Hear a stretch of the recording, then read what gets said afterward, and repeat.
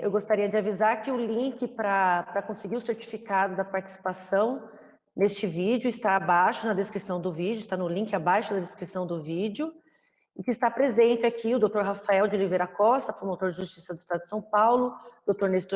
Nestor Távora, graduado em Direito pela Universidade Católica do Salvador, especialidade em Ciências Criminais, ex-defensor público, é professor em diversas instituições, e o doutor Henrique Hoffman Monteiro de Castro, que é delegado da Polícia Civil do Paraná. Hoje vamos falar sobre prisões cautelares e o pacote anticrime. Trata-se de um tema de extrema relevância para quem atua no ramo do direito, uma vez que a lei anticrime proporcionou diversas modificações no Código de Processo Penal, principalmente no que se refere às medidas cautelares, e gerou diversas discussões também, como, por exemplo, sobre a possibilidade do juiz continuar podendo decretar de ofício ou não a prisão preventiva, a necessidade da intimação da parte contrária quando a decretação da medida cautelar, assim como a necessidade da revisão periódica da prisão cautelar decretada.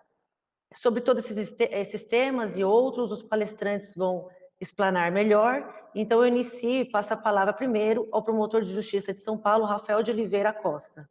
Bom, em primeiro lugar, eu gostaria de agradecer a doutora Letícia aí pela sua participação aqui no evento.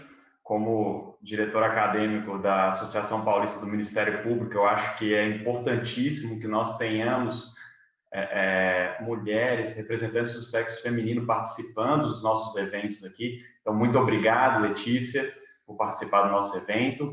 Gostaria também de parabenizar o doutor Paulo Penteado e o doutor Renato Kim pelo intenso trabalho e as inúmeras contribuições que têm feito para o engrandecimento da nossa Associação Paulista do Ministério Público. Gostaria também de cumprimentar aqui os meus colegas de evento, né, o doutor Henrique Hoffman, o doutor Nestor Távora, dizer que para mim é uma honra poder participar desse evento juntamente com os dois, grandes expoentes e referências no cenário nacional no âmbito do direito processual penal.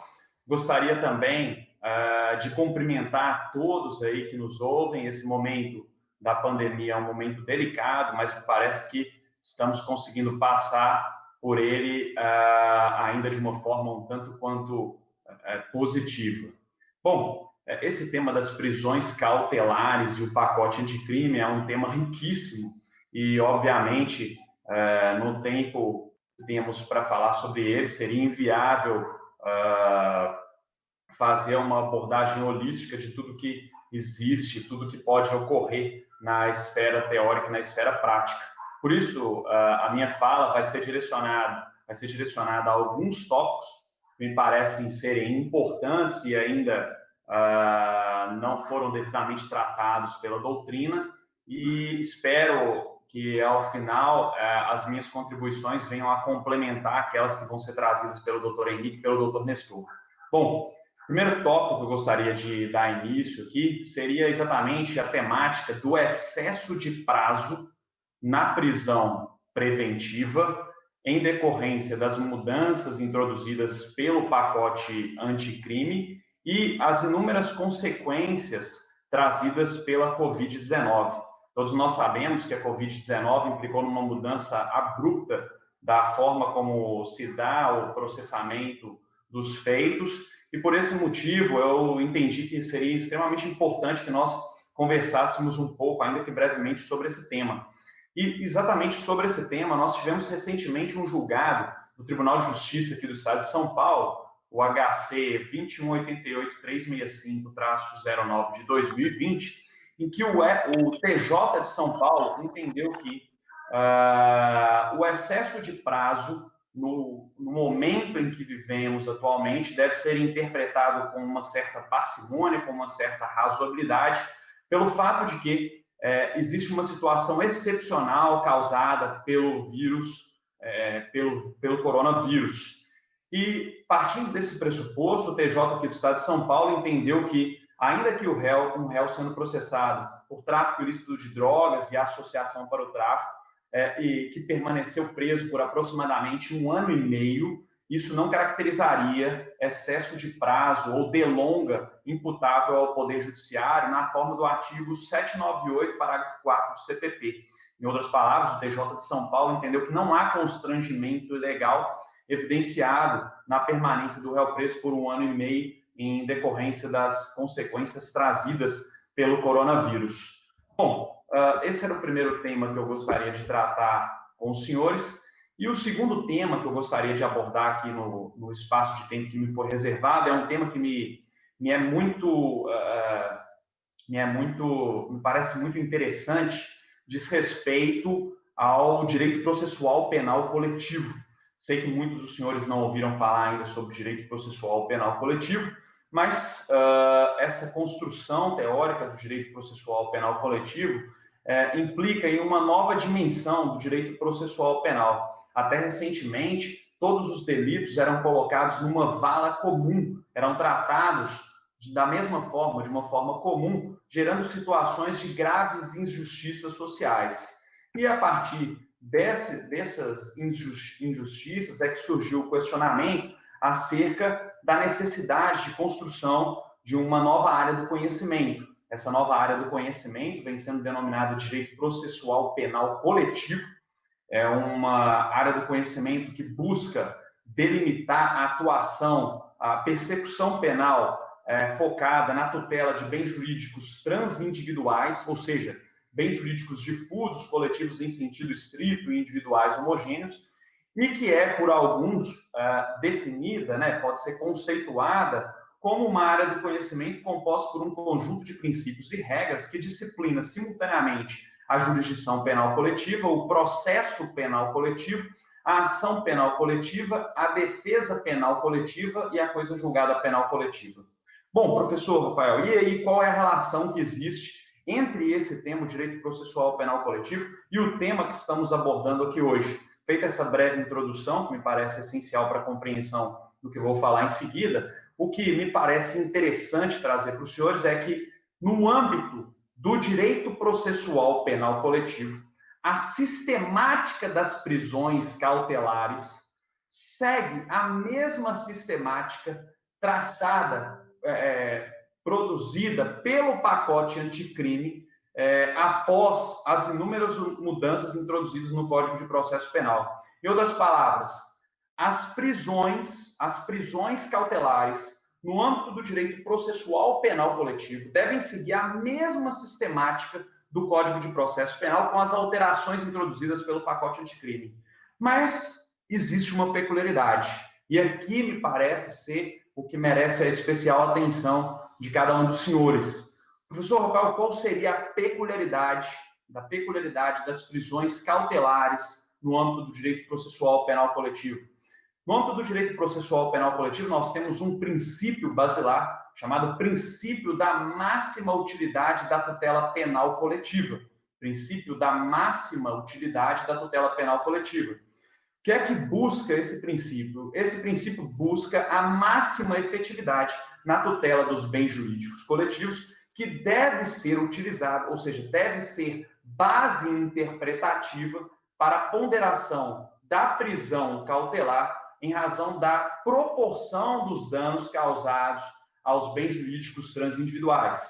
Em outras palavras, se no âmbito do direito processual penal de caráter individual, de índole individual, nós tradicionalmente temos alguns princípios reitores das prisões cautelares, da prisão preventiva, no âmbito do direito processual penal coletivo, nós devemos inserir um novo pressuposto, uma nova base interpretativa, que me parece ser o princípio da máxima utilidade da tutela penal coletiva.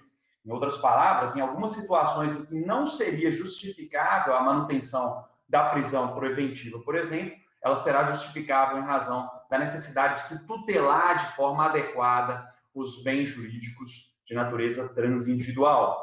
Bom, um terceiro tópico, um terceiro tema que eu gostaria de abordar com os senhores diz respeito à vedação à decretação da prisão preventiva de ofício.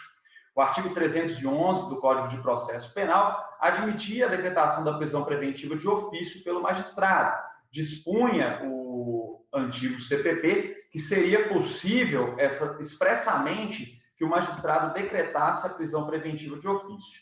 Ao dispor que a prisão preventiva poderia ser decretada de ofício no curso da ação penal, parcela da doutrina sustentava que, a contrário senso, o artigo 311 do CPP vedava a prisão preventiva de ofício na fase investigatória. Então, nós tínhamos um dispositivo que permitia expressamente a prisão preventiva de ofício no curso da ação penal, e existia parcela da doutrina sustentando que isso não seria possível na fase investigatória. Me parece, contudo, com o advento do pacote anticrime, a Lei 13.964 de 2019, que houve uma modificação nesse cenário, sendo vedada na atualidade a decretação da prisão preventiva de ofício e tornando possível a sua decretação apenas nas hipóteses em que houver 1. Requerimento do Ministério Público, 2. Requerimento do querelante, 3. Requerimento do assistente de acusação, ou, o que eu acredito possa vir a ser melhor abordado pelo professor Henrique, representação da autoridade policial. Nesse sentido, o artigo 311 do CPP passou a dispor expressamente que, em qualquer fase da investigação policial do processo penal, ou seja, não afastou a investigação policial, caberá a prisão preventiva decretada pelo juiz, desde que há requerimento do Ministério Público, do querelante ou do assistente, ou por representação da autoridade policial. Vejam que aqui me parece prudente trazer a seguinte observação. Se até recentemente um dos elementos que diferenciava a prisão temporária da preventiva era o fato de que aquela não podia ser decretada de ofício com base no artigo 2º da Lei 7960 de 89, com o advento do pacote anticrime, tornou-se inviável a aludida diferenciação. Não é possível mais fazer essa diferenciação, pelo menos em relação a essa característica, entre a prisão preventiva e a prisão temporária, uma vez que nenhuma dessas modalidades de prisão cautelar pode ser decretada de ofício. Um quarto tema que eu gostaria de abordar nesse breve espaço de tempo que me foi atribuído aqui, diz respeito ao novo pressuposto, ao que vem sendo chamado pela doutrina de novo pressuposto para a decretação da prisão preventiva. E qual seria esse novo pressuposto, professor Rafael? Seria a existência de perigo gerado pelo estado de liberdade do imputado. Bom, até o advento do pacote anticrime, a decretação da prisão preventiva ela ficava condicionada à presença concomitante do fumus commissi delicti, né, que nada mais era do que a prova da materialidade, os indícios suficientes de autoria e de participação, e do periculum libertatis, garantia da ordem pública, garantia da ordem econômica, conveniência da instrução criminal, garantia de aplicação da lei penal. Bom, essa era a redação anterior do artigo 312 do Código de Processo Penal. Com o advento do pacote anticrime, nós passamos a ter um novo pressuposto aí para a decretação da prisão preventiva, a existência de perigo gerado pelo estado de liberdade do imputado. A nova redação conferida ao artigo 312 do CPP passou a dispor expressamente que a prisão preventiva poderá ser decretada como garantia da ordem pública, da ordem econômica, por conveniência de instrução criminal ou para assegurar a aplicação da lei penal, quando houver prova da existência do crime, indício suficiente de autoria e de perigo gerado pelo estado de liberdade do imputado. Vejam que esse termo imputado é um termo que gera dúvidas, é um termo que não é tecnicamente o mais adequado, mas foi aquele que foi empregado pelo pacote anticrime. E aí, esse tema, esse pressuposto deu ensejo ao surgimento de inúmeras discussões em sede doutrinária e que me parece podem ser sistematizadas em duas correntes principais. Em primeiro lugar, em primeira posição, sustentando que esse pressuposto do perigo gerado pelo estado de liberdade do imputado deve ser compreendido como um risco real e concreto que a permanência do agente em liberdade pode acarretar para a investigação criminal, para o processo penal, ou ainda para eventuais vítimas ou testemunhas ou para a segurança da sociedade de uma forma geral. Uma segunda corrente, contudo, que tem sido defendida aqui principalmente pelos promotores de justiça aqui no Ministério Público do Estado de São Paulo, me corrija aí, Letícia, se eu estiver enganado, sustenta que o perigo gerado pelo estado de liberdade do imputado refere-se ao próprio periculum libertatis, ou seja, ele se apresenta dentro do risco à ordem pública, à ordem econômica, à instrução criminal, à futura aplicação da lei penal. Em outras palavras, não se trata de um novo pressuposto, mas algo que está íncito àqueles pressupostos que eram anteriormente atribuídos pela doutrina para a decretação da prisão preventiva. Vejam que isso é extremamente importante, porque a depender da forma como se interpreta esse novo pressuposto, ele dará ensejo à necessidade de mais uma análise, de mais um aspecto no âmbito da decretação da prisão preventiva. Como é que isso tem sido encarado pela jurisprudência? Me parece que a jurisprudência, pelo menos aqui no nosso estado, no âmbito do Tribunal de Justiça do Estado de São Paulo, tem se posicionado majoritariamente pela segunda corrente, ou seja, no sentido de que o perigo gerado pelo estado de liberdade do imputado refere-se ao próprio periculum libertatis, não se tratando, portanto, de um novo requisito para a decretação da prisão preventiva.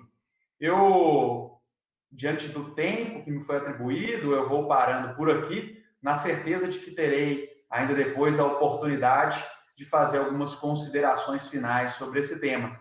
Agradeço aí a oportunidade, Letícia, muito obrigado, e fico à disposição aí para eventuais dúvidas que que as pessoas que nos assistem venham a ter. Obrigado. Eu passo a palavra agora para o doutor Nestor Távora.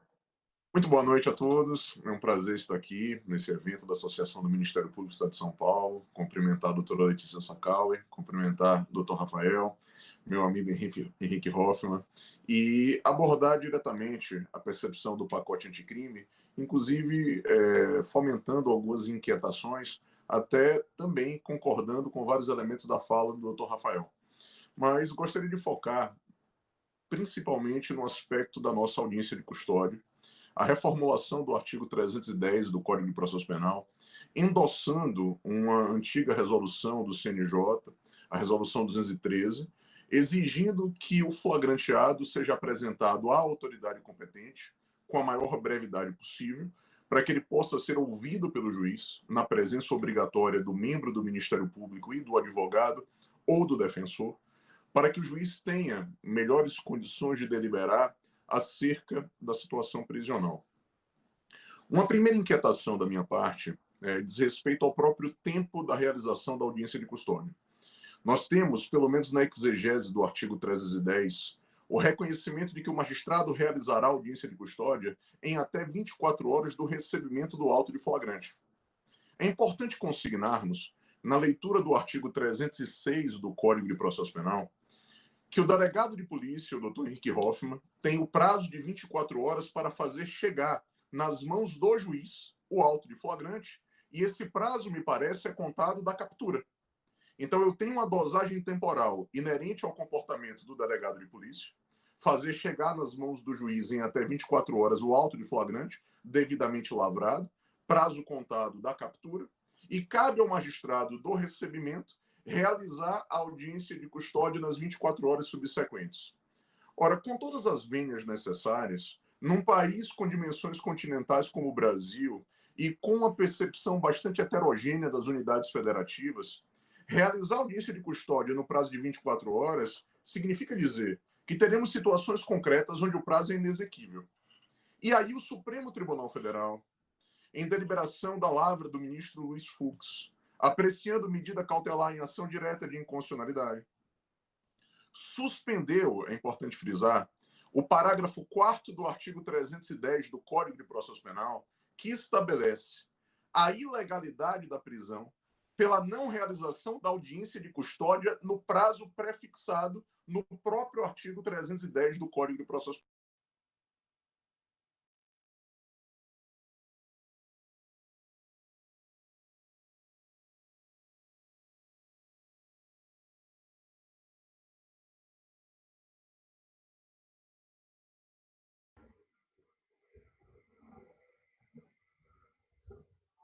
Doutora Letícia, não seria o caso de Acho que o doutor passarmos para o Nestor... doutor Henrique e aí depois o doutor Nestor retorna, não?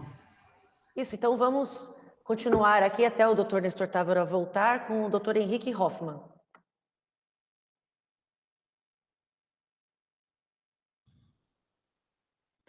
Pronto, vamos lá, invertendo um pouco a ordem. Primeiramente, agradeço pelo convite, que eu acho que o doutor Nestor voltou, então vamos retomar com ele. Vamos lá, Nestor, com você. Perdão, obrigado. Na verdade, caiu o link especificamente e eu retomaria agora para que a gente possa, então, dar continuidade na abordagem. Tudo bem, Fábio? Ok? Aí nessa reformulação, parece que o Henrique ainda aparece aqui para mim. Então, Tudo se todos certo. computarem, pronto, tudo bem. Tá bom. Então, retomando a nossa abordagem, eu gostaria de frisar que a suspensão do parágrafo 4º do artigo 310 do Código de Processo Penal, com relação à ilegalidade da prisão pela não realização da audiência de custódia no prazo pré-fixado, leva realmente a preocupação, me parece, num contexto não só do Ministério Público, como também da magistratura e da própria atuação defensiva, naquilo que eu posso afirmar que o excelente é inimigo do bom. Na verdade, um prazo inexequível é de uma temeridade manifesta. E não se quer, naturalmente, que uma concepção temporal possa simplesmente levar à ilegalidade da prisão em toda e qualquer circunstância. Então, o professor André Nicoliti, juiz criminal no estado do Rio de Janeiro, ele fez uma sugestão interessante na sua obra específica dedicada à prisão cautelar, sugerindo que a audiência de custódia ela deve ser realizada em até 10 dias do recebimento do auto de flagrante. Mas é interessante fixarmos que o juiz teria o prazo de 24 horas para promover uma deliberação provisória acerca da situação prisional, necessariamente ouvindo o membro do Ministério Público. Caberia ao magistrado ouvir o membro do MP, promover uma deliberação provisória e, em até 10 dias, realizar a audiência de custódia. Perceba que, sendo viável a realização da audiência de custódia no prazo de 24 horas, sensacional, é o que se deseja. Mas, a depender da condição logística da comarca, nós teríamos uma dilação razoável, dentro de um contexto jurídico aceitável, para que o magistrado tenha condição, inclusive empática, de ouvir o flagranteado e melhor deliberar acerca da situação prisional.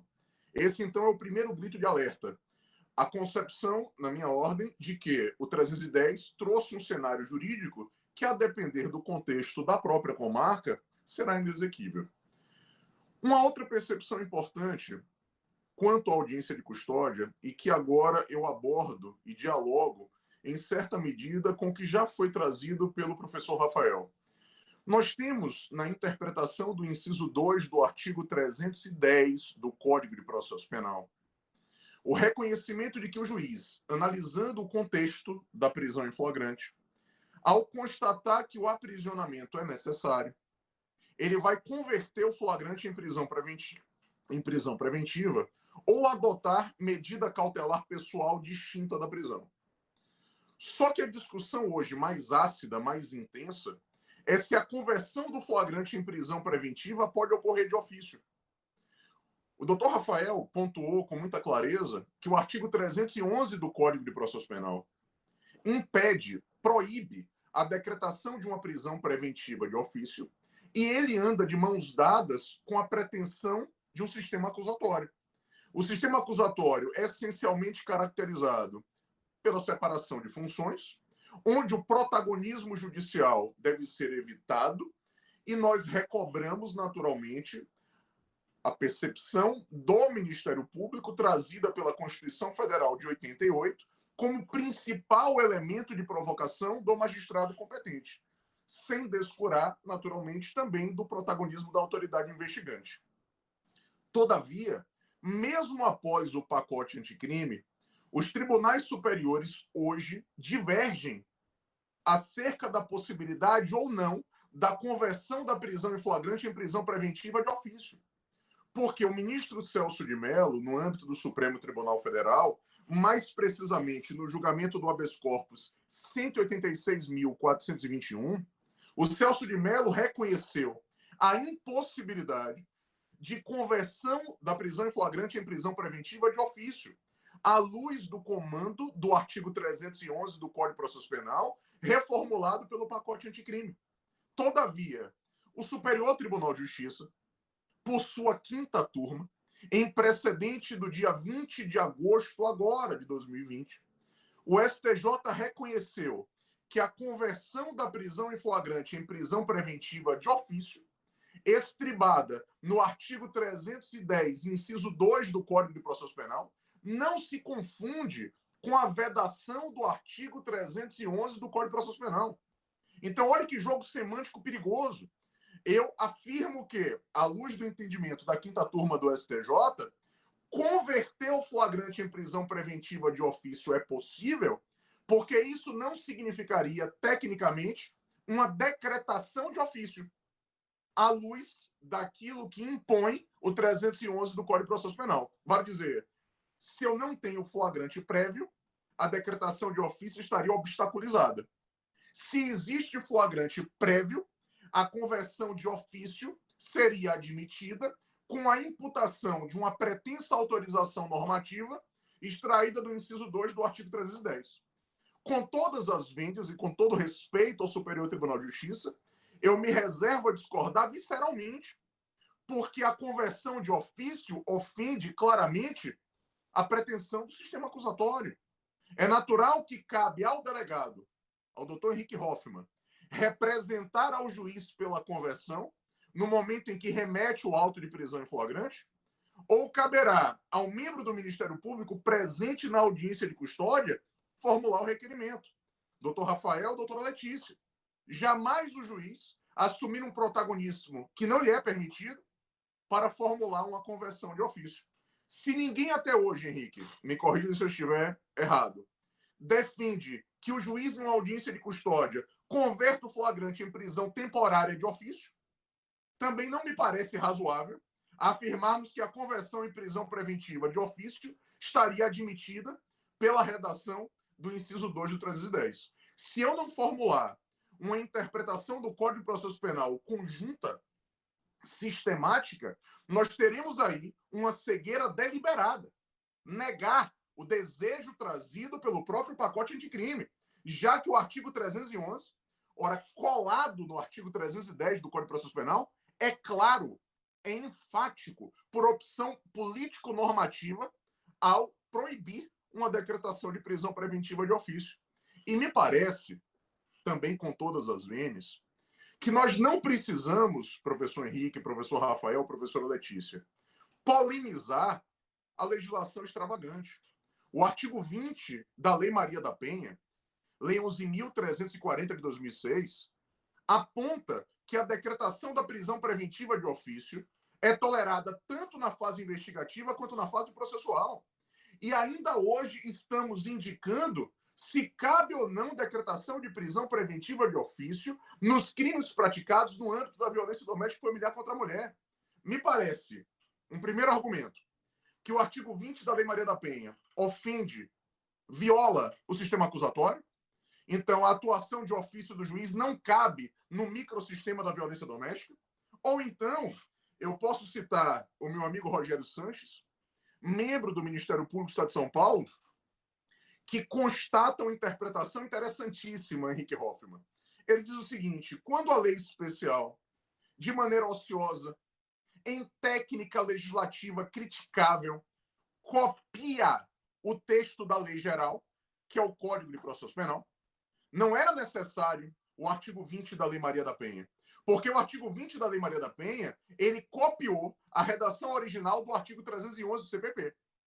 A partir do momento que o artigo 311, Lei Geral, foi alterado, a reboque, a lei especial ociosa que o copiou é alterada por desdobramento lógico. Nós teríamos um efeito rebote, uma revogação tácita diante de uma alteração da sistemática geral. Não aquela argumentação comezinha de que a alteração da lei geral não impacta na lei especial. Nós poderíamos dizer o seguinte: se a lei especial é verdadeiramente especial do seu nascedouro, impacto algum. Mas se a lei especial copia ociosamente a lei geral, quando eu altero a lei geral, a lei especial que a copiou, que a decalcou, estará alterada por desdobramento lógico. Me parece ser a melhor interpretação para, enfim, sepultarmos o protagonismo judicial na decretação de medidas de ofício. Agora, Henrique, Rafael, Letícia, eu não posso também me furtar a apontar, ainda quanto ao cabedal de atuação de ofício, a própria previsão dos parágrafos 2º e 4º do artigo 282, que também impede a atuação de ofício em medidas cautelares pessoais outras. Então, mesmo que a medida cautelar pessoal não privativa da liberdade tenha ônus, mas um ônus menos agressivo do que as agruras do cárcere, o juiz também não poderá atuar de ofício na decretação de medida cautelar diversa da prisão. Eu venho defendendo, Henrique, o que eu venho chamando de fungibilidade pró-imputado. Se o membro do Ministério Público requer a conversão do flagrante em prisão preventiva, ou se o delegado representa pela conversão do flagrante em preventiva, não vejo problema que o magistrado, diante da provocação, ao invés de converter em prisão preventiva, adote medida cautelar outra, de natureza pessoal, mas não privativa da liberdade. É uma fungibilidade pró-imputado. Em tese, me parece ser possível. Agora, também tenho algumas perplexidades, ainda à luz do artigo 310 do Código de Processo Penal, que é o meu fronte de batalha no nosso diálogo, com a previsão do parágrafo 2º do artigo 310. Por quê? Teremos um grande problema interpretativo, inclusive envolvendo a atuação do próprio Ministério Público. Explico. O Supremo Tribunal Federal categoricamente nos ensinou, na última década, que o Poder Legislativo não pode vedar peremptoriamente liberdade provisória para determinados tipos penais. Porque se o Poder Legislativo se comportar dessa maneira, ele vai estar se imiscuindo em atividade típica do Poder Judiciário. Cabe ao juiz, na análise do caso concreto, aferir se o aprisionamento é ou não necessário, em consonância com a própria persecução penal e diante da provocação do delegado ou do membro do Ministério Público como grandes elementos de provocação. Todavia, é importante frisar que o Supremo Tribunal Federal robusteceu esse entendimento, reconhecendo que cabe liberdade provisória sem fiança aos crimes hediondos. Então, o Supremo criou um precedente reconhecendo a inconstitucionalidade da redação original do inciso 2 do artigo 2º da Lei de Crimes Hediondos, que depois foi reformado pelo próprio Poder Legislativo. O Supremo fez o mesmo ao declarar a inconstitucionalidade de parte do Estatuto do Desarmamento na sua redação original. E o Supremo intensificou a abordagem ao reconhecer parcialmente a inconstitucionalidade do artigo 44 da Lei de Drogas, que vedava liberdade provisória de maneira peremptória ao traficante. Então, o próprio Supremo Tribunal Federal, ora, devolve e recobra o protagonismo da análise crítica na aferição do caso concreto, não só envolvendo o comportamento funcional dos órgãos de persecução penal, mas também a atividade judicante, e nos dando o seguinte recado: o Legislativo não pode, em si mesmado em Brasília, vedar peremptoriamente liberdade provisória. A análise do caso concreto é essencial. O termômetro é aquilatado pela percepção do delegado de polícia, pela percepção do membro do Ministério Público, naturalmente, diante da exposição fática e jurídica e pressupondo uma deliberação judicial equilibrada. Todavia, negando o reconhecimento pedagógico histórico, vem o pacote anticrime e introduz, para nossa perplexidade, o parágrafo 2º do artigo 310, dizendo o seguinte: não cabe liberdade provisória, e nesse cenário, qualquer que seja ela, com ou sem fiança, para o reincidente. E olhe que dificuldade hermenêutica. Que tipo de reincidência? Reincidência geral ou específica? Reincidência dolosa ou culposa? A lei não nos diz. Também não cabe liberdade provisória para os integrantes de organização criminosa armada e milícia, e também para aquelas pessoas que foram flagranteadas portando arma de fogo de uso restrito. É indiscutível, professor Henrique, que são infrações, as três apontadas, gravíssimas. Mas se o imputado preenche os requisitos da prisão preventiva, natural que o delegado represente pela conversão ou que o promotor, na própria audiência de custódia, provoque o juiz. Agora, o Congresso Nacional, a prioristicamente, vedar a liberdade provisória para tais situações é uma temeridade, porque na prática não funciona. E aí eu trago uma inquietação que é minha.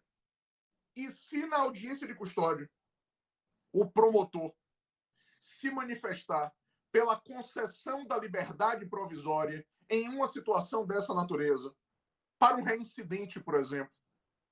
Ora, o juiz só pode converter o flagrante em prisão preventiva se ele for provocado.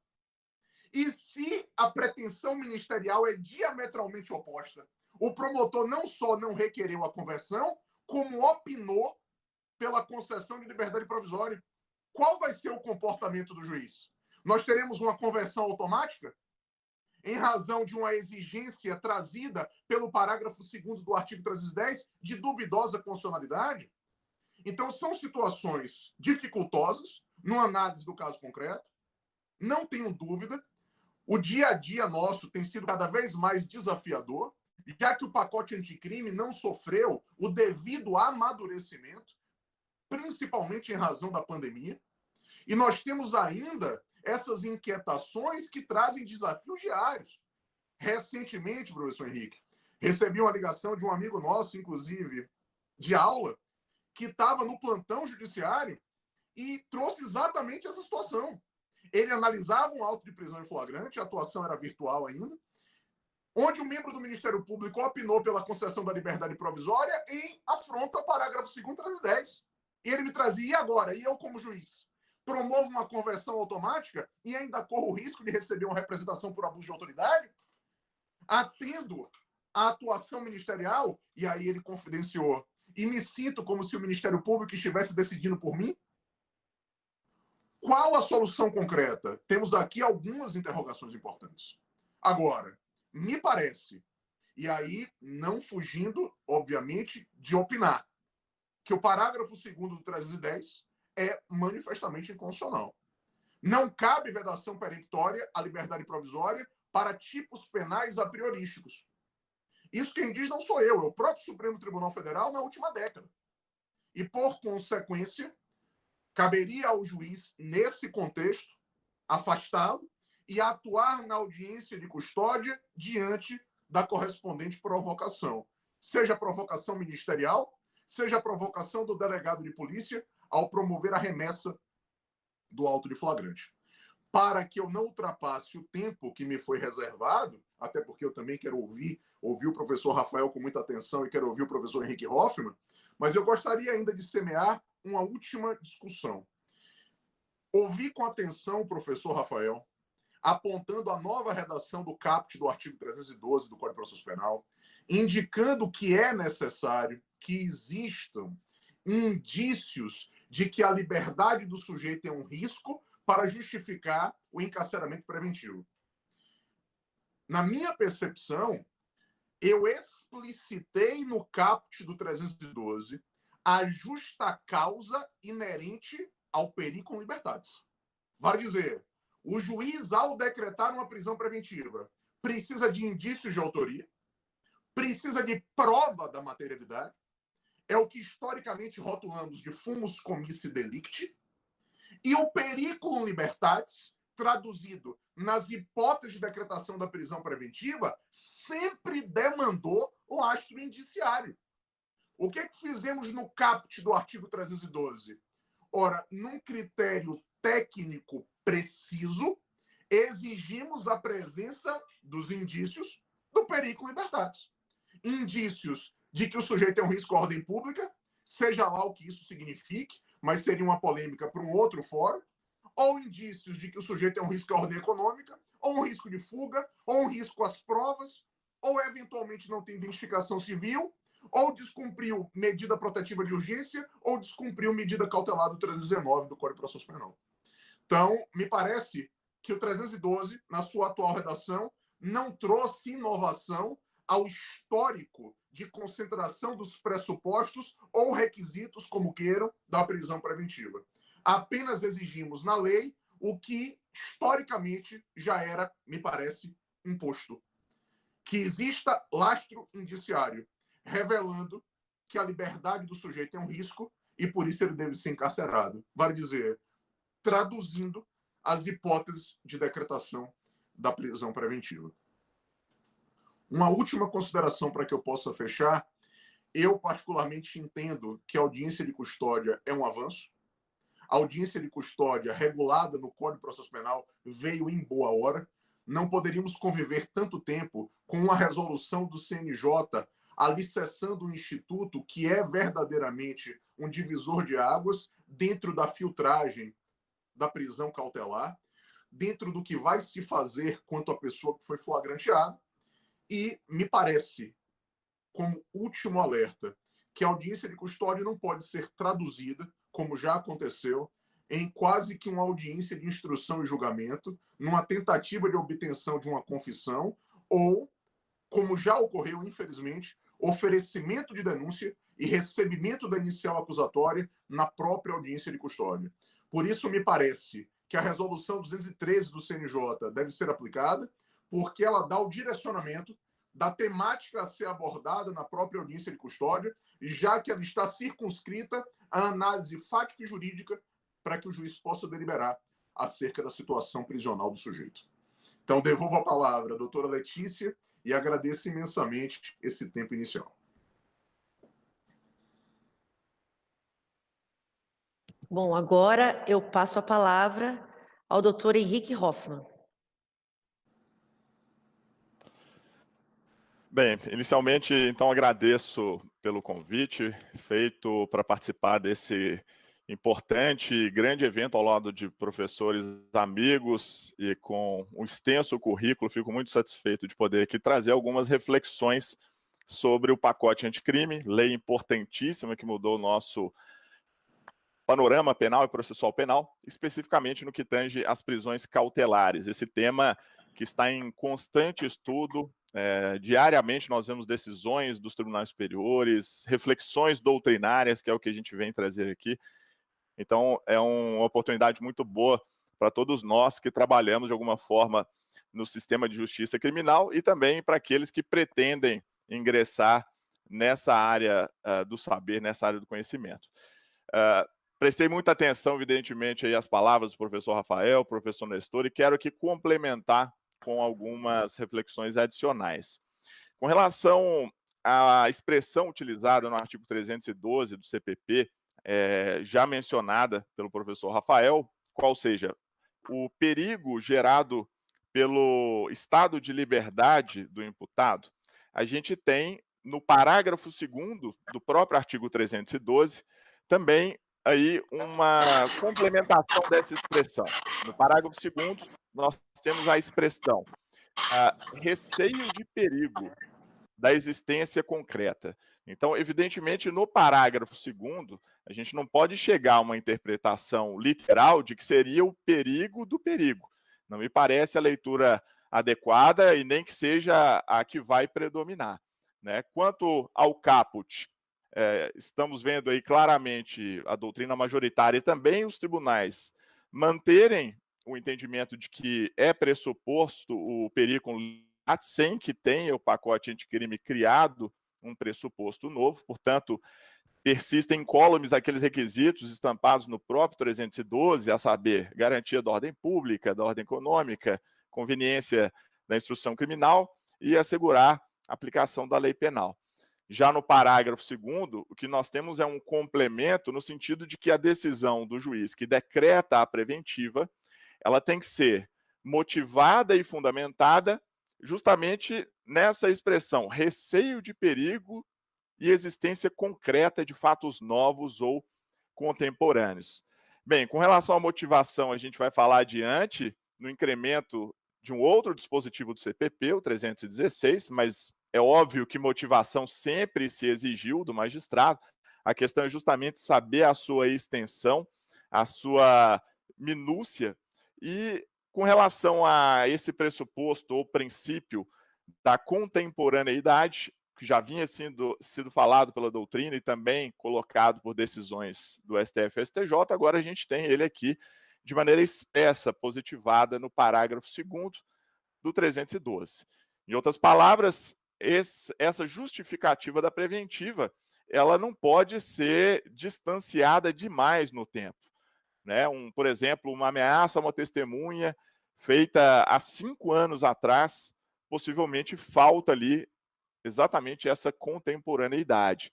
Agora, o que é interessante notar é que essa contemporaneidade, ela não vai afastar de maneira absoluta a presença de um dos requisitos da preventiva. Eu dou um exemplo concreto aqui que foi trazido por decisão da STJ agora recentemente.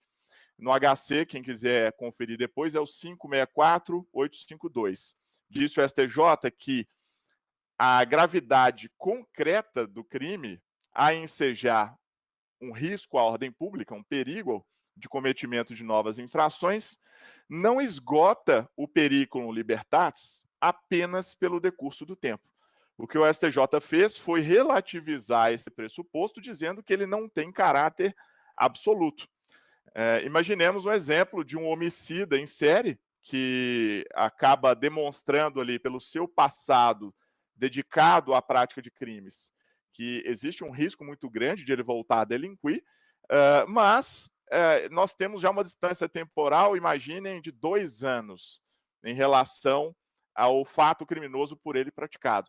Não seria óbice por si só, em razão desse requisito da contemporaneidade, para a decretação da preventiva, segundo essa decisão do STJ. É um tema que certamente vai continuar a ser discutido, mas eu acho interessante aqui um posicionamento de não dar um caráter absoluto. Isso é sempre perigoso, a gente subtrair a análise do caso concreto de todos os atores que estão envolvidos no caso criminal, notadamente do magistrado.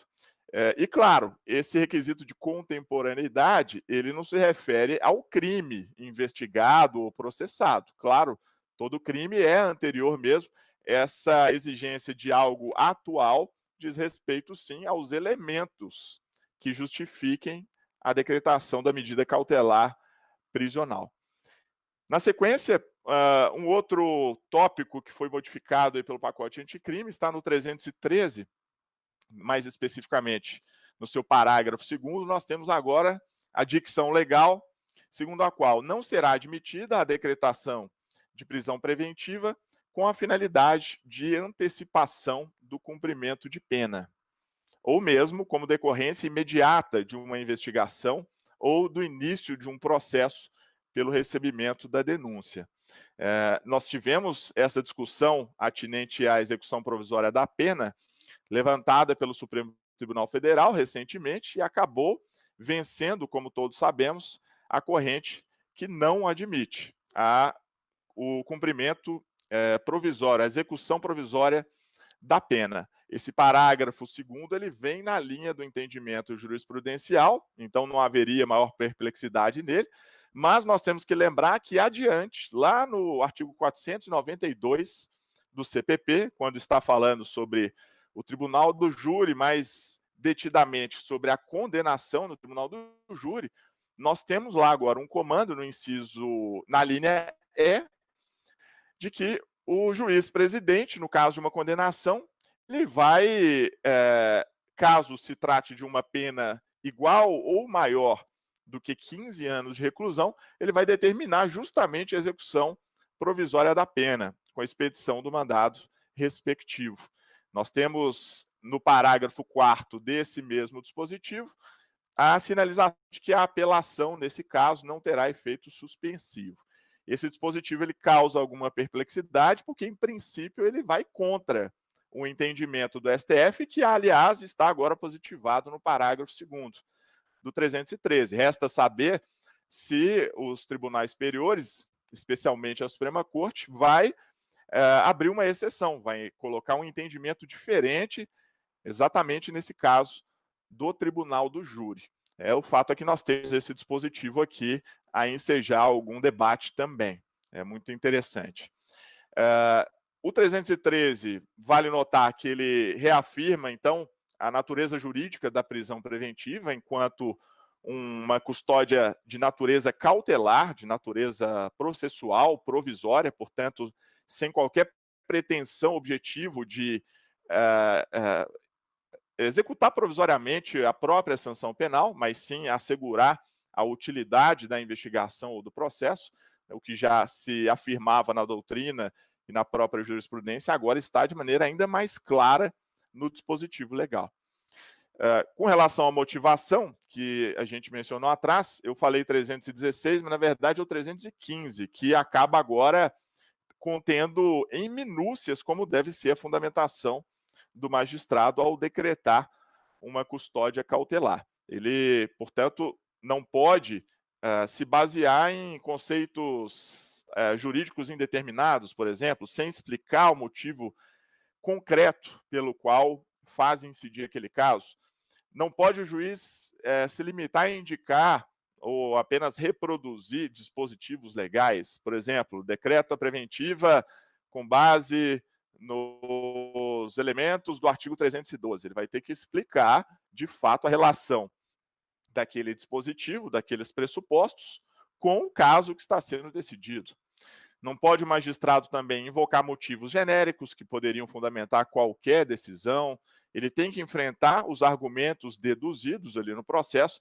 Claro que a gente não deve ler essa exigência como uma pretensão de um contraditório amplo nessa fase. Afinal, na decretação de uma custódia cautelar, você tem, sim, uma situação específica em que, muitas vezes, possibilitar um contraditório prévio seria inviabilizar o próprio cumprimento da decisão de preventivo.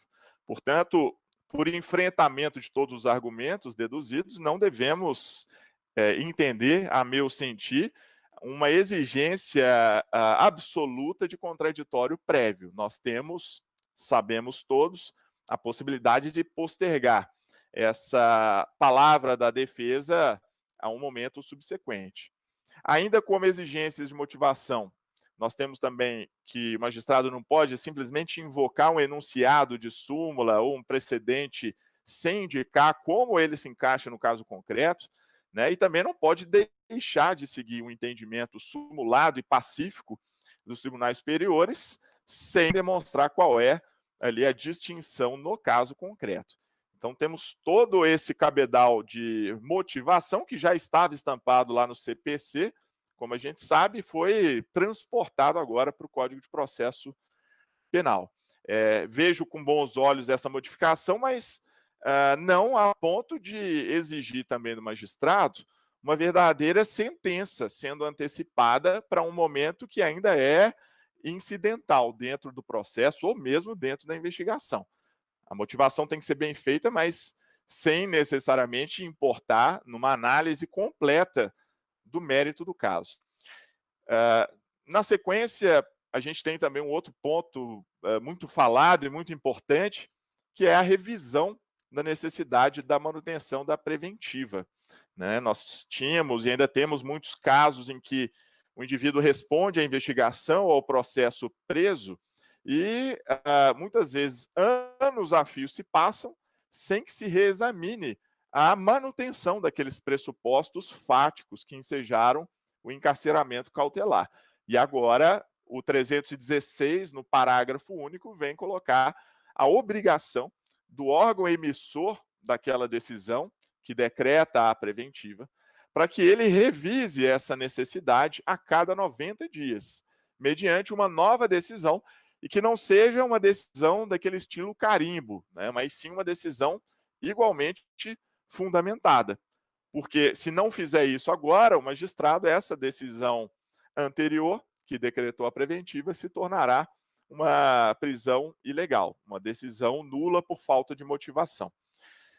O STJ já teve a oportunidade de examinar um aspecto envolvendo essa modificação, que diz respeito a exatamente o prazo, a data a partir da qual deve-se contar esse prazo de 90 dias. E numa decisão do STJ, no HC 577-541, decidiu que é a data de entrada em vigor do pacote anticrime e não a data da prisão. Então, o prazo de 90 dias tem o seu início a partir da entrada em vigor do pacote anticrime e não da data em que a custódia foi efetivada, sob pena de se exigir do Poder Judiciário uma imediata revisão de todo o seu acervo processual, o que seria impossível na prática e inviabilizaria esse sistema, gerando, consequentemente, uma enormidade de prisões ilegais por conta de um prazo curto demais. Não, a visão do STJ considerou a realidade prática, e é sempre bom que seja feito assim, né? Como foi falado pelo professor Nestor Távora, com relação, por exemplo, à audiência de custódia, né? Não adianta a gente querer estabelecer prazos e requisitos que não são execuíveis na prática. O legislador e também o intérprete do direito, ele não pode se divorciar da realidade fática, né? Sempre que isso acontece, as consequências nunca são boas. Bem, então essa revisão periódica, ela veio em boa hora e nós podemos ter também uma reflexão com relação à alegação de excesso de prazo, porque, na verdade, nós não temos um termo final para essa revisão. O legislador não colocou prazo único de 90 dias ou esse prazo a ser contado 2, 3, 4 vezes. Não há termo final. Ele vai sendo renovado enquanto perdurar a persecução penal, o que leva à conclusão de que provavelmente estão superadas agora as súmulas 21 e 52 do STJ, que colocavam um termo final na alegação do excesso de prazo quando houvesse a pronúncia ou encerramento da instrução criminal. Como esse prazo de 90 dias ele se renova, parece que não há mais, não deve mais prevalecer esse entendimento que estava sumulado. Vamos ver o que dirá o STJ com relação às suas próprias súmulas, né? Essa necessidade, então, de rever a necessidade da prisão preventiva, ela se aplica, segundo visão também do STJ, às instâncias originárias e não às instâncias recursais. Então, apenas ao juiz ou tribunal que decretou a prisão preventiva, porque o próprio dispositivo legal usa o termo órgão emissor da decisão, como aquele que tem a obrigação de revisá-la.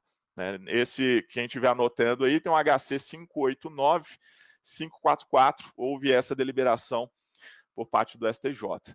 E nós já temos também nos tribunais superiores, agora não mais no STJ, mas no STF, mais de uma decisão no sentido da natureza flexível desse prazo. Já se começa, então, a relativizar o prazo de 90 dias, na linha de que não tem como característica a fatalidade ou a improrrogabilidade, devendo ser objeto de uma análise, no caso concreto, pelo magistrado, à luz da razoabilidade e da proporcionalidade, levando em conta as características e peculiaridades do caso concreto.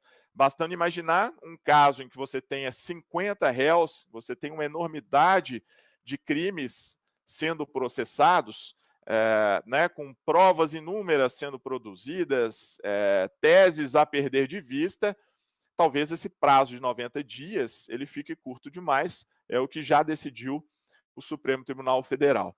Tá? Vejamos se vai ser a posição a se consolidar aí na sequência.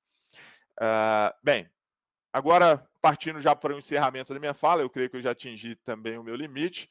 Interessante a gente meditar sobre a atuação de ofício pelo juiz, no sentido de que ela não obsta, evidentemente, a revogação de ofício. Uma coisa é decretar a custódia cautelar ou mesmo alguma medida cautelar diferente da prisão. De ofício não pode o magistrado, sob pena de ferir o princípio ou sistema acusatório. Agora, revogar benéfica que coloca o imputado ali, seja investigado, seja réu, em estado de liberdade plena ou mesmo em liberdade condicionada a algum comportamento, é algo que não pode ser impedido do magistrado fazer de ofício. É uma medida benéfica, né, no sentido mesmo, por exemplo, de um habeas corpus que também pode ser concedido de ofício, justamente por essa lógica de o magistrado estar garantindo o estado de liberdade, eventualmente atingido de maneira ilegal. E, por fim, um destaque que não é especificamente sobre o pacote anticrime, mas já que a gente está aqui discutindo decisões recentes também nos tribunais, essa semana o STJ ele fez uma deliberação, uma decisão interessante sobre o tráfico de drogas privilegiado, todos devem ter acompanhado, e não só decidindo que o regime inicial de cumprimento de pena ele não pode ser automaticamente o regime fechado, considerando aspectos abstratos, da gravidade abstrata do crime. É preciso, como já está inclusive sumulado, que o juiz decida fundamentadamente, olhando o caso concreto, a gravidade em concreto. Então, nada impede que aquele condenado por tráfico privilegiado, notadamente na pena mínima de 1 ano e 8 meses, ele cumpra inicialmente um regime aberto, ou até mesmo tenha a conversão por uma pena restritiva de direitos. Mas nesse mesmo julgado foi falado sobre a preventiva, no sentido de que não é cabida a prisão preventiva para o tráfico de drogas privilegiado como se fosse uma providência automática pelo magistrado a decorrer da gravidade apenas em abstrato desse delito. Primeiro porque não é nem tão grave mais assim, né, pela posição do STF, de que é um crime que não é equiparado a hediondo, e também do legislador, porque o próprio pacote anticrime agora positivou esse entendimento lá na LEP. Então, não só por isso, mas também porque, se foi imposta uma pena, já temos uma pena imposta ali, no mínimo legal, de menos de 2 anos, você sequer atinge o patamar de 4 anos do 313 do CPP para se amparar uma prisão preventiva.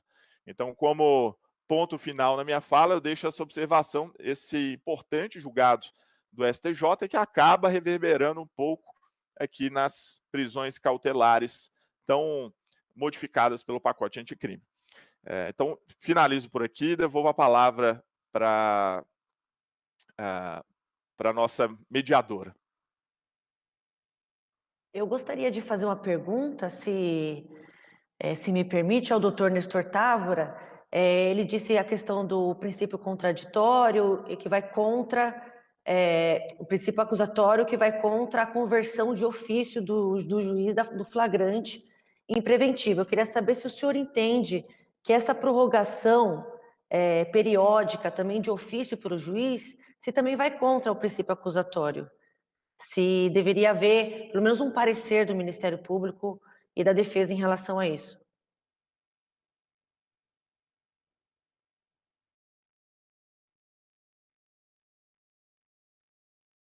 Doutor Nestor, o seu microfone... Isso. Pronto, exato. Agradeço a pergunta, doutora Letícia. Na minha visão, até falei hoje pela manhã aos magistrados do Espírito Santo, dizendo o seguinte, que recomendo aos juízes, apesar da ausência de previsão do parágrafo único do 316, que no tempo adequado e com a necessidade, obviamente, de ter atenção ao prazo de 90 dias, que o Ministério Público seja ouvido e que a defesa seja ouvida antes do magistrado deliberar quanto à manutenção ou não da prisão preventiva em razão do decurso do que eu venho chamando de direito ao não esquecimento.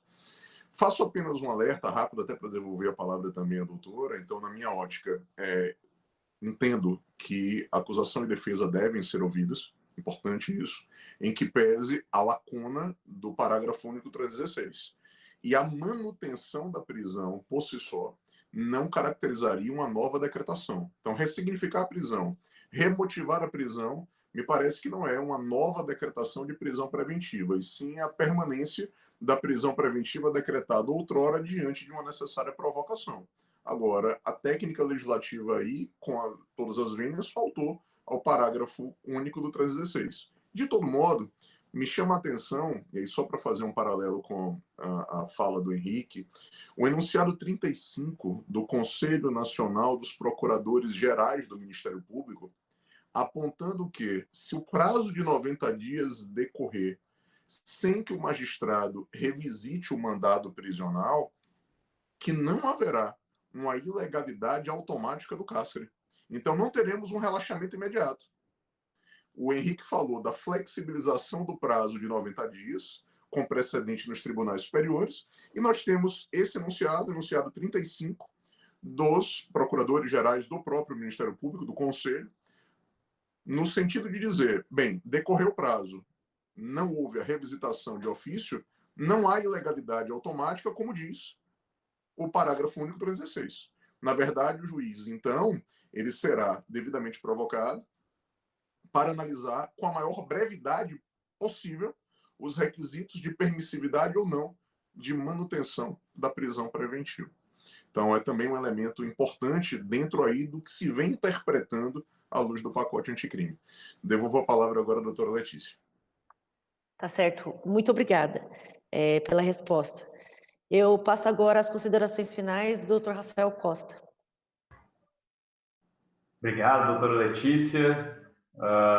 Bom, em relação às minhas considerações finais, eu gostaria de apenas ressaltar aqui que ainda temos muito a debater sobre o tema das prisões cautelares do pacote anticrime. É um tema riquíssimo que ainda vai render muita discussão na doutrina, vamos encontrar ainda muita criatividade na jurisprudência. E gostaria também, apenas finalizando aqui como última abordagem, de trazer dois aspectos relacionados à revisão da prisão preventiva, que foi abordada pelo colega e amigo Henrique. A primeira delas é que o dispositivo não estabeleceu qualquer exceção à regra, de modo que, independentemente da fase processual, ou seja, me parece que antes ou após o oferecimento da denúncia, ou antes ou após a prolação de sentença, será necessário revisar a decisão que decretou prisão preventiva. Então, mais uma consideração aqui em relação a essa revisão. Ou seja, ela não deve ser aplicada, me parece, apenas até a prolação da sentença, por exemplo. Ela é uma regra que deve incidir mesmo após a prolação da sentença. E, por fim, uma segunda consideração que eu gostaria de trazer, apenas para finalizar, relacionada à posição adotada pelo Conselho dos Procuradores Gerais, mencionada pelo colega Nestor, diz respeito à consequência da revisão. O que nós estamos discutindo aqui é qual é a natureza da ausência da revisão. E aí nós temos que nos perguntar se é a ausência de revisão, primeira possível posição a ser adotada aqui, acarreta nulidade da prisão e, portanto, gera uma ilegalidade, e se gera uma ilegalidade, deveria provocar o relaxamento da prisão, ou se, segunda posição que me parece defensável e que me parece ter sido, ainda que subrecepticiamente, adotada pelo enunciado do Conselho, é que se trata, a ausência de observância desse prazo de 90 dias reflete uma mera irregularidade e, portanto, se é uma mera irregularidade, ela não gera de imediato a necessidade de relaxamento da prisão preventiva. Bom, feitas essas duas últimas considerações, eu gostaria de agradecer aí a doutora Letícia, cumprimentar aí os meus colegas de evento, doutor Henrique, doutor Nestor, dizer que para mim foi uma honra poder participar desse evento com pessoas de tamanho expoente, com tamanho expoente na nossa doutrina nacional, e agradecer mais uma vez aos diretores da nossa Associação Paulista do Ministério Público pela organização do evento e parabenizá-los pelo excelente trabalho que vem desenvolvendo aqui no estado de São Paulo. Muito obrigado. Bom, agora eu passo a palavra para as considerações finais do Dr. Nestor Távora. Bem, primeiro agradecer o convite, a possibilidade de dialogar sobre o pacote anticrime. Gostaria de apontar nas considerações em complementação que talvez o elemento de maior ressentimento seja aquilo que o pacote anticrime não abordou. Era o momento adequado de estabelecermos um prazo máximo de duração da prisão preventiva, como já temos previsão no projeto de lei 156, entabulado o novo Código de Processo Penal, tramitando no parlamento há mais de 10 anos. Então, eu normalmente costumo recomendar àqueles que atuam no dia a dia forense, inclusive aos amigos do Ministério Público, aos próprios magistrados, que diante de um diálogo, no caso concreto, talvez uma boa fonte de inspiração seja o projeto de lei 156, para podermos mensurar se existe ou não razoabilidade do tempo de prisão preventiva. Eu falava hoje de manhã, impetrei um habeas corpus recentemente no STJ, onde nós estamos discutindo uma prisão preventiva que já perdura há mais de 7 anos. Então, ainda discutirmos ou levarmos ao judiciário algo nesse sentido, sobre eventual razoabilidade de tempo quanto à prisão cautelar, me parece uma dimensão agora já na UTI. A razoável duração do processo nos trouxe a razoável duração da prisão preventiva. E me parece que verdadeiramente seria uma prisão preventiva disfarçada de execução provisória. É um ponto, é um grito de alerta dentro do que é necessário para uma reformulação. Também trazer nas minhas considerações finais uma outra abordagem. Temos uma proposta de emenda à Constituição, já em estágio avançado, inclusive com a provocação do presidente da Câmara dos Deputados essa semana, para que a matéria volte à pauta, exatamente para levarmos ao texto constitucional a execução provisória da pena, que foi rotulada pela grande imprensa como prisão em segunda instância. Agora, essa proposta de emenda não aborda aquilo que o professor Henrique Hoffmann bem falou, que é, na minha ótica, a execução da sentença de primeiro grau emanada do júri, que impõe 15 ou mais anos de privação da liberdade. É também importante consignarmos que temos um recurso extraordinário no STF, já com repercussão geral reconhecida, que vai trazer à baila esse problema, entre aspas, da execução provisória da sentença de primeiro grau. Porque até os defensores da execução provisória do acórdão do Tribunal de Justiça ou do Tribunal Regional ficaram um pouco aqui numa saia justa, inclusive o próprio Rogério Sanches, porque o diálogo sobre a execução provisória pressupunha que, diante do recurso de apelação, pelo menos o tribunal revisitasse o elemento fático e probatório. Executar provisoriamente a sentença de primeiro grau, estribado na soberania dos vereditos, com todo respeito, a soberania foi idealizada na Constituição Federal para proteger o jurisdicionado, e não para uma justificativa do imediato cumprimento da pena, porque o Tribunal de Justiça não poderia revisitar o mérito da decisão do júri, e sim cassar ou invalidar a decisão proferida, remetendo o réu para o novo júri. Execução provisória é desafiadora, mas sem ser futurólogo, me parece que ainda nesse segundo semestre teremos execução provisória com a reforma constitucional, vale dizer, a execução da prisão em segunda instância, digamos assim, e talvez a consolidação do 492, inciso 1, a linha E, trazida pelo pacote anticrime, que é a execução provisoríssima da sentença emanada do júri e que, por um critério objetivo, impõe 15 ou mais anos de privação da liberdade, mas resguarda ao juiz a possibilidade de não determinar a execução provisória, ao entender que aquele contexto decisório pode ser reformulado via apelação pelo Tribunal de Justiça. Agradeço imensamente ao Ministério Público do Estado de São Paulo essa oportunidade de contribuir e, naturalmente, fomentar sempre o diálogo e despertar crítico das reformas. Devolvo a palavra à professora Letícia. Agora eu passo a palavra para as considerações finais para o doutor Henrique Hoffmann. Obrigado, doutora Letícia. Agradeço aqui mais uma vez pela oportunidade de poder dialogar e aprender cada vez mais sobre esse importante assunto para todos nós que lidamos na seara criminal e certamente aqueles alunos também. Eu tenho certeza que há vários concurseiros aí nos acompanhando, para eles poderem chegar municiados nos próximos certames, que certamente vão abordar bastante esse assunto. Como palavras finais, eu destacaria um termo que foi lembrado pelo professor Rafael, utilizado no 312 do CPP, que despertou talvez um pouco de perplexidade, que foi por não ser muito utilizado no CPP, que é o termo imputado. Sob o ponto de vista tradicional, né, utilizado na doutrina, que entende que imputado é aquele imputado formalmente, aquele efetivamente acusado, a terminologia imputado seria incorreta por restringir apenas ao acusado ou réu, deixando de lado o investigado. Mas a gente pode ler essa expressão com uma outra lente, que é, aliás, aquela utilizada pela Corte Interamericana de Direitos Humanos, no sentido de que imputado, ele abrange também o investigado.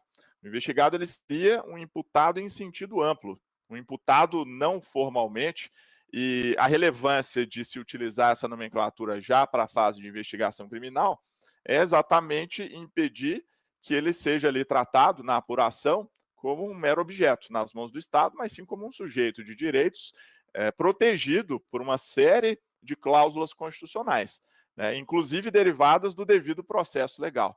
Apesar de a maioria ainda entender o inquérito policial como um procedimento, seria possível utilizar um outro critério que acaba reconhecendo essa sequência de atos do Estado como um processo administrativo, não no sentido de existirem partes ou sanções, evidentemente não, mas sim de um imputado em sentido amplo, que tem os seus principais direitos fundamentais colocados em jogo, já nessa etapa inaugural da persecução criminal. E se reconhecemos esse indivíduo como imputado, ainda que em sentido amplo, como um processo, ainda que sui generis, fica mais difícil afastar discursos que querem negar a incidência do devido processo legal, de todas aquelas garantias que gravitam em torno dele. E, por fim, com relação à revisão da prisão preventiva, é interessante notar que essa inovação do pacote anticrime, ela não foi uma inovação absoluta, isso já vinha sendo discutido há muito tempo. Também no âmbito internacional, a própria Comissão Interamericana de Direitos Humanos já tinha feito um relatório extenso sobre algumas medidas destinadas a reduzir o uso da prisão preventiva, e ali se continha exatamente como uma das medidas a necessidade de revisão da custódia cautelar, e também o próprio CNJ já tinha resolução colocando essa como uma sugestão, ainda não com caráter obrigatório, mas como uma recomendação aos magistrados, na resolução 66. E agora sim, por fim, como últimas palavras, vale a pena fazer uma conexão com a nova lei de abuso de autoridade, que veio também aí na mesma época do pacote anticrime, e que coloca alguns tipos penais relacionados exatamente à decretação ilegal de uma prisão cautelar. É importante dizer que esse crime de abuso de autoridade, quando incide em relação à decretação de medida privativa de liberdade em manifesta desconformidade com a lei, ela exige não só que essa desconformidade seja gritante, mas especialmente que ela seja conjugada com elemento subjetivo especial, contido no próprio artigo inaugural da lei de abuso de autoridade, que exige ali o prejuízo para alguém, benefício para aquele agente público, ou ainda por mero capricho ou por satisfação pessoal. Então vale a pena fazer uma conexão no sentido de que nem toda prisão ilegal vai ensejar, claro, abuso de autoridade. São necessárias as observâncias aos requisitos impostos pela lei expressamente. Então, agradeço aqui novamente pela oportunidade de discutir e aprender bastante, todos os colegas do Ministério Público que estão acompanhando, aos estudantes em geral também, e até uma próxima oportunidade. Bom, eu vou fazer o encerramento. Eu quero agradecer muito a participação dos palestrantes, dos doutores, foi muito enriquecedor. Tenho certeza que até na nossa atuação no Ministério Público nós adquirimos muito conhecimento para essa atuação.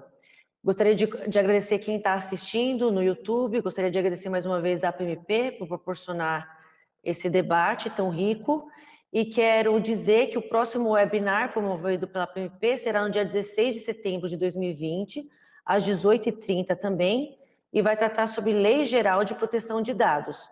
Vai contar com os palestrantes Fernanda Machado, presidente da Comissão de Startups da OAB São Paulo, o Paulo Penteado, presidente da PMP, o Wallace Paiva Martins, subprocurador-geral de Justiça do Ministério Público de São Paulo, Eduardo Tomás Servicios Filho, professor da Universidade de São Paulo. Então, muito obrigada a todos e até uma próxima.